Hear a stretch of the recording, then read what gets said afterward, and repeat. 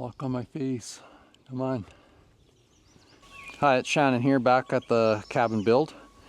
We're out at the lake and we finally got the floor all down, subfloor down, and we're ready to start framing some walls. So before we can actually start any real framing, we've got a few things to do to get prepped and ready. One of those is measuring and marking out interior lines to line the outside walls up with.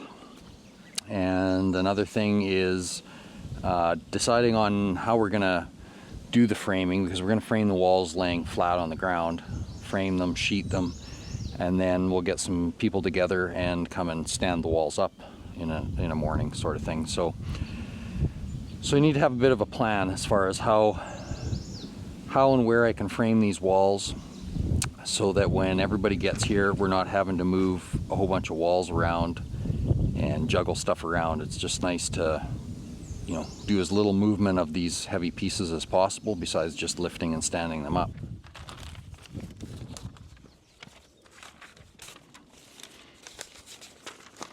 Come back to me.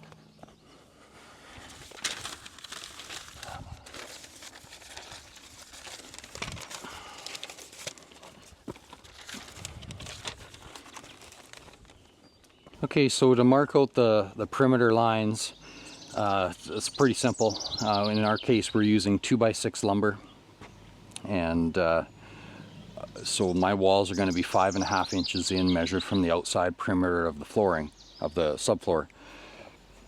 So I can simply make those measurements, but I also want to double check that when I do that, the walls are still working out to be the right length that I want them to be. In our case, the cabin's 24 feet this way by 30 feet this way.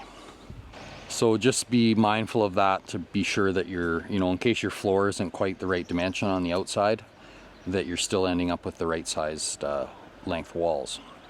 Here you can see I've marked out the lines, and I'm just snapping them with a chalk line. That way we get a nice straight line.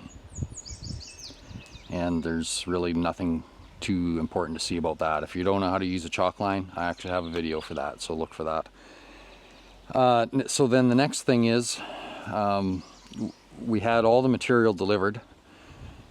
So this isn't quite everything, but we tried to have material brought as close as we can to where we need it. So we've got material here for the framing, wall plates down below. We've got a few sheets of OSB sheathing that we're going to use on the outside.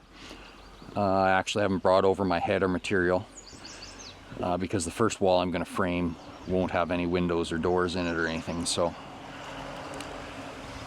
that brings me to the next point. You've got to be thinking in your mind, okay, when we go to stand these walls up, what order are they going to go in? What's going to work the best? And then you got to kind of reverse engineer that to know which ones do I need to frame so they're laying down on the floor, because I may have to frame some walls up on top of them. You know, namely the very first wall you want to stand is likely the first or the last wall you're going to frame. So what I've decided to do is I want to stand this south facing wall first. So with knowing that, I know that basically I need it on top of the pile if I've got any walls stacked together. So what I decided to do was actually, I'm going to frame the west wall laying flat first over there on the floor. I've just got to make sure, because this is the west wall over here and this is the south wall, I just need to make sure that I've got that wall pulled away from my chalk line here, so that it's not in the way when we go to stand this very first wall, the south wall. Okay, with that being said, I'm going to have my wall, this west wall, laying right here on the subfloor. It's going to actually hang off a little bit on this side, a foot or so, just so that I don't interfere with that line over there and standing that wall. So I'll have that wall over here. On the far side of the floor, I'm going to do the same thing with the east wall. I'm going to frame it laying there. And then the north wall, I think I'm going to frame in two pieces. And I'm going to frame it right up down the center laying this way. And it'll be the very last walls and pieces that I stand up. So if I do it that way, I can then frame my south wall right on top of the ends, this end of all these other ones. And when it comes time to stand it, it's just a matter of everybody getting a hold of it, which you'll see in that video, and basically lifting it up, rotating it, sliding it off of the walls it's sitting on so that it sits down on the subfloor, get it lined up with the line, and get it fastened in place. But that's a whole other video, so I'm not going to go too much into detail, but I just want you to think about how you're going to stand these up. Now, if you've got the luxury of having, a few guys around all the time, and maybe you can frame each wall and stand it up as you're going. Frame that wall, stand it up. Frame this wall, stand it up. If you've got that luxury, then that's all great. I'm doing most of this by myself. I think my brother's going to come and give me a hand to do some of the framing, so that'll speed things up. But it's going to take us most of the week just to get the walls framed and sheeted and ready to stand.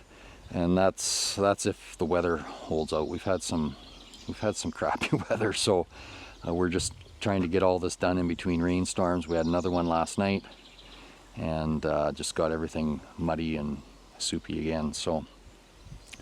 So ideal situation is I'm hoping to get these walls framed this week. If the weather holds, that'll be easy.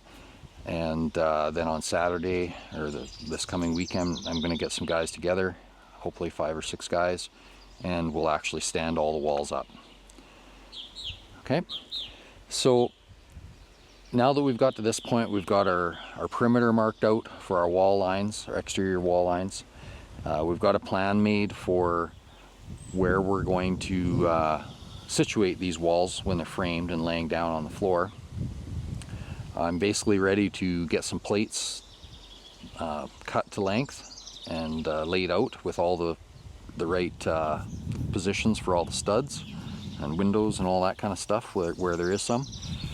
And I think we've covered plate layout in one video for sure, but I think I'll just add a little bit into the end of this one just to give you the right idea, and it pertains more to this project in its own. So at this point, that's really all I wanted to show you on this video. Just gave you a good idea of how to get started out, a few extra things to think about as far as where you're going to frame your walls so they're not in your way and you're not hopefully having to move them too many times. Okay, that's it for this video. Thumbs up, subscribe, go check out the next one. So like I said, the first thing that I did is I went around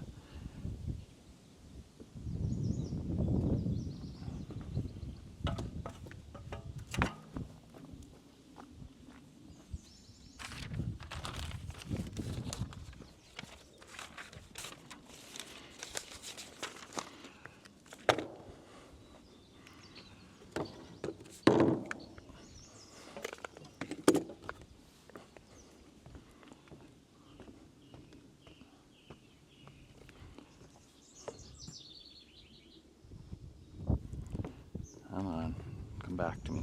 Jesus, these frickin' papers.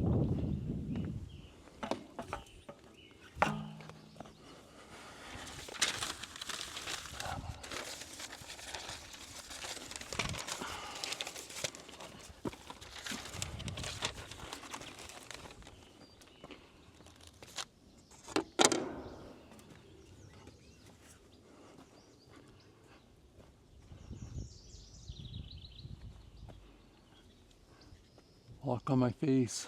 Come on.